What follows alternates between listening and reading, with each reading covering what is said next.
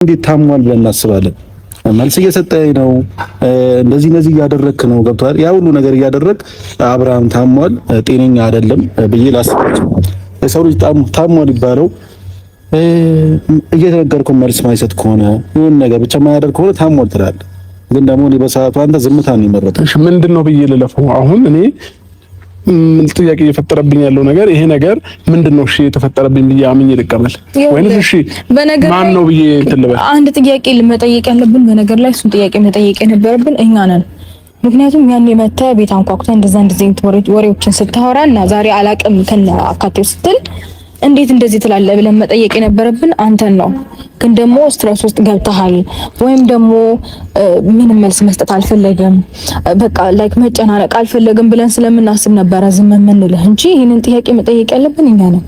እና ደግሞ አንድ ነገር ልጨምርልህ፣ ምናልባት እኛውን አናውቅም። ስለዚህ አንተ ነህ ታም ያለው የምትለውም እስከዛሬም የተደረጉት ነገር ምንም ማስታወሰውም የለም የምትለው ራስህ ነህ። ስለዚህ ይሄ ነገር ደግሞ ማን ነው እኛ ጋር ከመምጣት በፊት የተደረገ ነገር ነው። ገብቶሃል አይደል? ሩታ ጋር መተህ ከተደረገ በኋላ ነው። ከዛ በኋላ ነው ይሄ ነገር የተደረገው።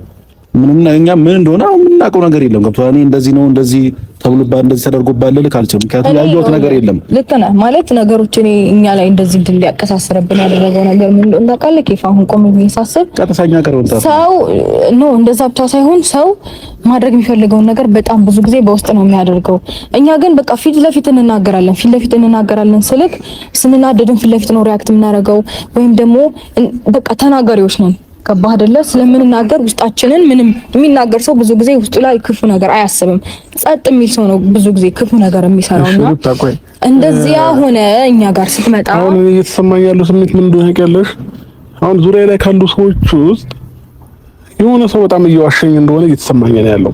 ስለዚህ እናንተ ጋር ውሸት እንዲኖር አልፈለግም ሩታ። ለኔ ትክክለኛውን ነገር ነግረሽ ይቅርታ ብትቀበይኝ እቀበልሻለሁ፣ ይቅርታ ብትጠይቂኝ እቀበልሻለሁ።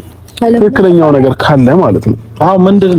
ምንም ነገር የለም ብለሽ ደግሞ አንተም ኤፍሬምም አንቺም እንደዛ የምትክሩ ከሆነ ደግሞ ችግር የለውም። ከሄርሜላ ደግሞ ያለውን እውነት እንሰማለን። ክህደት አይደለም። ለምንድን ነው የምንክድ? ምንድን ነው የሚያስክደን ነገር?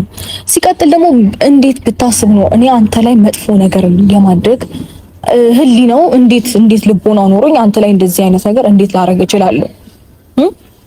ጃላባት እንዲያድግ ፈልጌ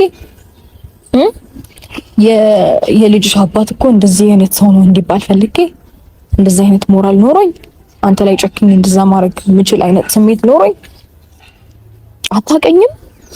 ሩታ እኔ በቃ አሁን ከዚህ በላይ ብዙ ረጅም እንትን ማለት ምን አልፈልግም። በቃ ምንም ነገር የለም ካላችሁ መሄድ ትችላላችሁ። እኔም ዛሬ ከልዑል ጋር ከልጄ ጋር ልዋል ወደ ማታ አካባቢ ልጁን አመጣልሻለሁኝ።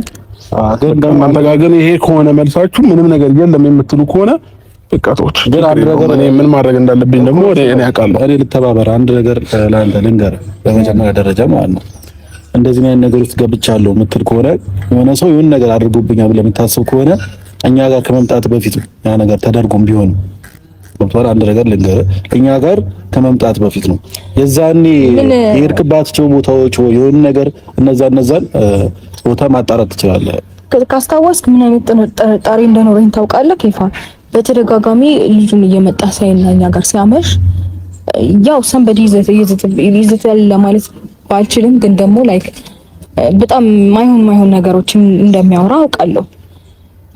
እከሌ ነው ብዬ ማለት ባልፈልግም ህሊናክ ያውቀዋል። እኔ ልጅ ጋር መምጣት ነው ቤት መድረስ ብቻ በቃ እኔን ማግኘት ሆነ ልጅን ማግኘት እንዳትችል የሚፈልግ ሰው በዙሪያ አለ። በቃ ልክ እኔ ጋር በምትመጣ ሰዓት አንተ ወደ እኔ እንዳትመጣ ወይ የተደረገ ነገር ሊሆን ይችላል። ከነዚህ ጀመር ትዳራችንም እንዲፈርስ በቅንብር ነው እስከዛሬ ድረስ እንደዚህ የደረሰው። ኢትስ ኦኬ እኔ ያለፍኩትን ሁሉ አልፌ ለዚህ ደርሻለሁ። አሁንም ቢሆን ሁሉንም ነገር ማለፍ እችላለሁ ፈጣሪ